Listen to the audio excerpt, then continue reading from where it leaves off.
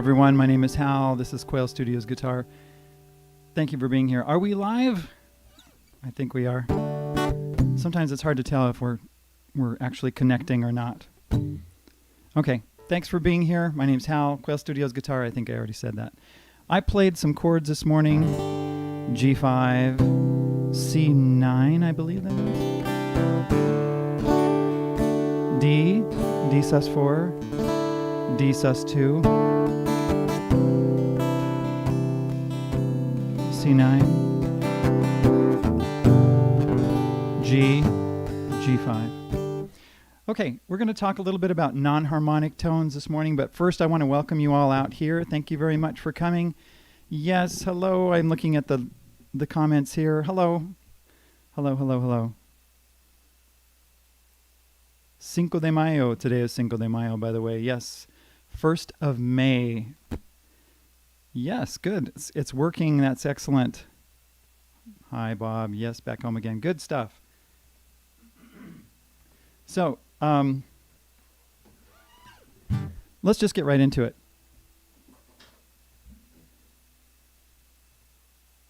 I want to thank you for being here. And did you know that good people play instruments? It's really true.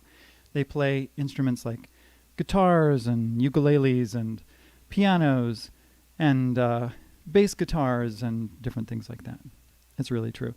As of this writing, I have 77,639 subscribers on my channel. That's amazing to me. Of course, you never know how many subscribers you're going to get. When I started in 2012, I had 47 subscribers. What I mean by starting is that I actually decided, okay, I'm going to actually be serious about this, and we're going to... Dave, happy 31st of April. That's a good joke, Dave. I love that. Anyway, now I've got 77,639 as of this moment. It's 10:04 a.m. Mountain Daylight Time on May 1st, 2021. And I think I'm going to hit 100,000 subs. It's very possible because I keep going up by, 2,000 or 3,000 a month. And so by the end of the year, definitely, I think we'll have 100,000, which is fantastic. Thank you very much for doing that. At the time when a few years ago, like 5 or 6, 7 years ago, I was getting 500 subs a month for quite a while. It was pretty consistent. And, it takes 16 years to go from 0 to 100,000 subs if you only get 500 a month. And it takes 166 years to get to 1 million. But I'm not that old. I won't ever get that old. But if I'm at 2,500 a month, it only takes 3.3 years to get to 100,000 and in 33 years to get to 1 million.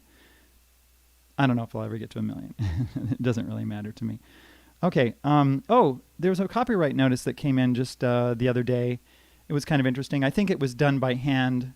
Someone, obviously, it wasn't done by the computers because they usually come in really, really quickly. It was 2 or 3 weeks after I'd actually done that video.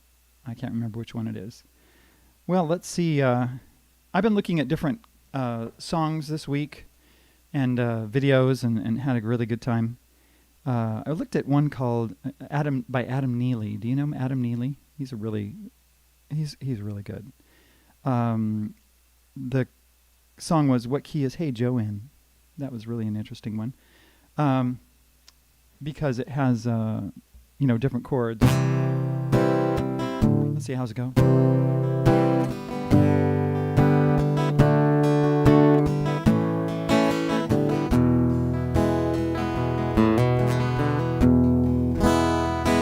Starts out with a C chord, G chord, D, A to E. Stays on E for quite a while. And he said it's in the key of E. It's in the key of blues E, just to let you know, so you don't have to go look at the video unless you want to. It was really fun. But I'm going to get out my Harvard Brief Dictionary of Music today and give you a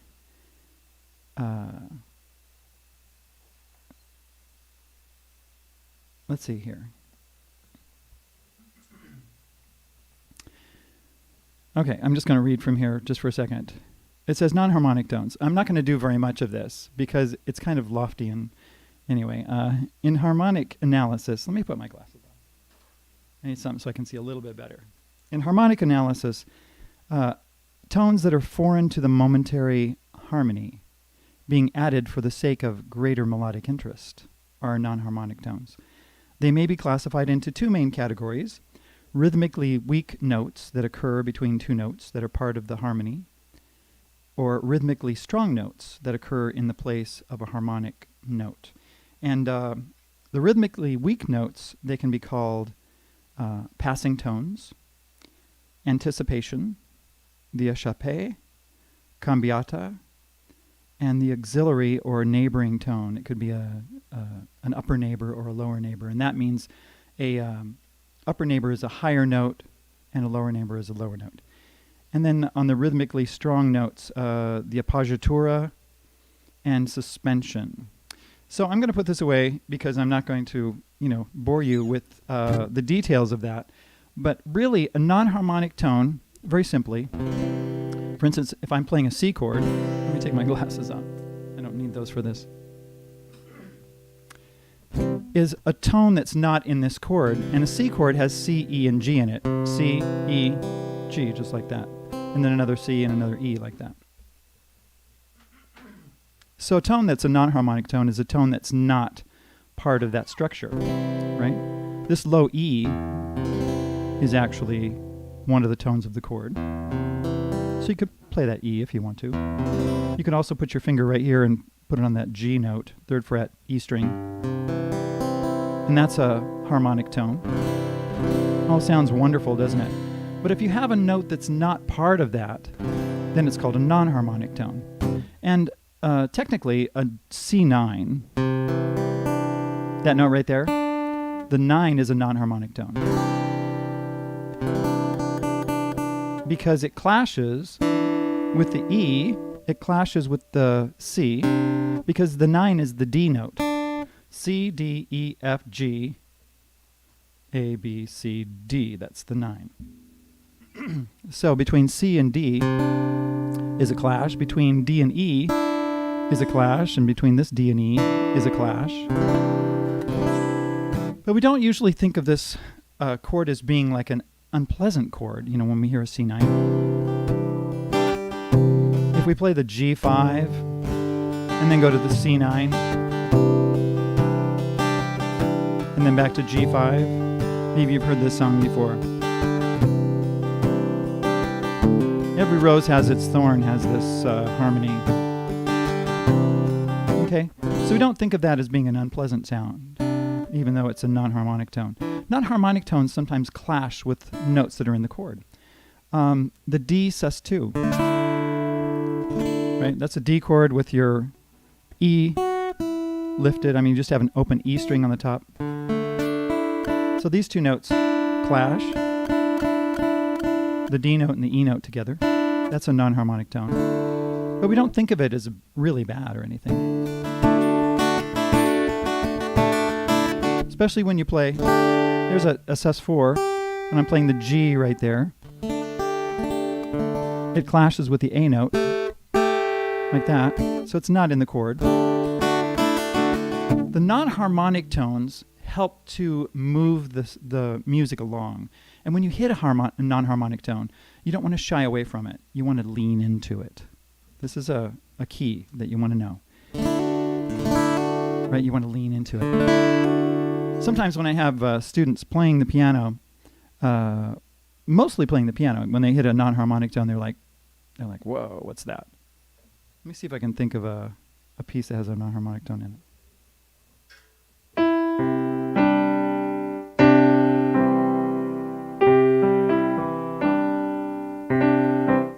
So anytime you hit a non-harmonic tone, it doesn't go with the chord, or you play a non-harmonic tone, it doesn't go with the chord, but then you keep moving. You move through it.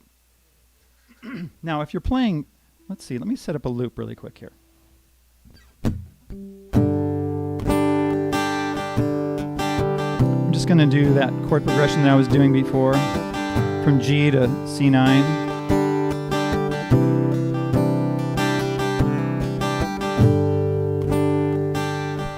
just play something.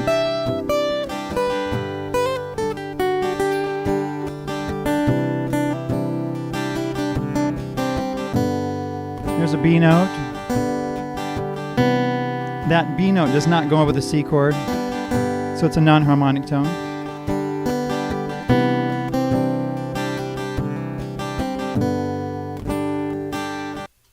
Now, you know what happens if I hit non-harmonic tones over and over? For instance, on that G chord, it's a G, B, D. Those are, well, that chord was G and D. If I hit, let's say, an F sharp, right? Or an E, a note like that, that's a non-harmonic tone. And it doesn't go with the chord. If I continually hit notes that are non-harmonic tones, let's watch what happens.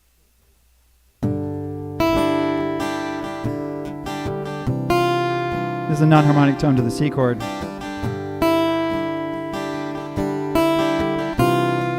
See, it doesn't sound good. And if you do that over and over, you actually will notice that tension is building when you're playing like that. And it's like, wow. It just doesn't feel good. But when you relax from a when you resolve that, a non-harmonic tone to a harmonic tone, like this, watch.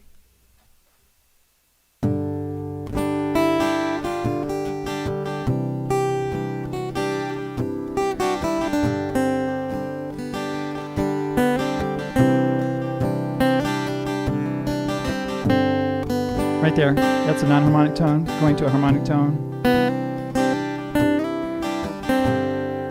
Now when I hit the C chord, non-harmonic tone to resolve to a harmonic tone. So what happens is that there's this tension that happens and then it relaxes when you go to the harmonic tone. So when you're playing, and you could be singing too. You could be singing notes, and sometimes in songs, the vocalist will sing a non-harmonic tone and then they'll go to a harmonic tone. That's really cool too. An example of it in food is like sweet and sour chicken or something like that, sweet and sour pork. Or let's say bittersweet chocolate or lemonade. Because you got something that's sour and then you put sugar in it and it's sweet. And so you got this sweet and sour mixed together. And it's really interesting, don't you think? Don't you like lemonade? Sweet and sour pork. I love sweet and sour chicken, that kind of thing. And also bittersweet chocolate. It's really great, You get this mixture of a sweet and a sour or bitter and a sweet at the same time. So that's really fun and that's really good and it moves the music along. So don't be afraid of non-harmonic tones, but you don't want to sit on a non-harmonic tone for a long time because what it does is it increases tension in the music. I think of it as like if some of the early Disney movies when there was things that were happening like in Snow White or something like that, like she's in the forest and she's lost and she gets scared. Well, it doesn't last very long because it's a children's movie, right? And it immediately, well, not immediately, but very quickly, it resolves into something that's nice and pleasant. But then you look at another movie, let's say, what's another movie? Somebody give me an idea here. Some of the ones like the Bourne movies, Jason Bourne movies. What are they called? Bourne. Anyway, those kind of movies. It's tension all the way through. Tension, tension, tension, right? It doesn't relax. That's like jazz. Some kinds of jazz that has a lot of tension in it and it doesn't relax.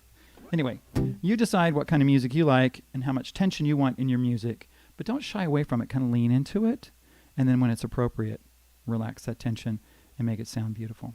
Okay, there you go. That's all I have for you today. This is we'll talk more about non-harmonic tones later if we need to. And thanks for coming. Let me just look at my chat here and see if anybody asks any questions. What's shaking? Let's see. There we go. Okay. Well, thanks for coming, guys. We'll talk to you later. I've got a Zoom meeting with my supporters. I really appreciate my Patreon supporters and my Subscribe Star supporters, and then the supporters that also just donate to me over at PayPal, because when I have videos where I have to share or they actually take all the money from the ad revenue, then it's great to have that revenue coming in to help me and continue this work. Thanks very much. We'll talk to you later. Bye.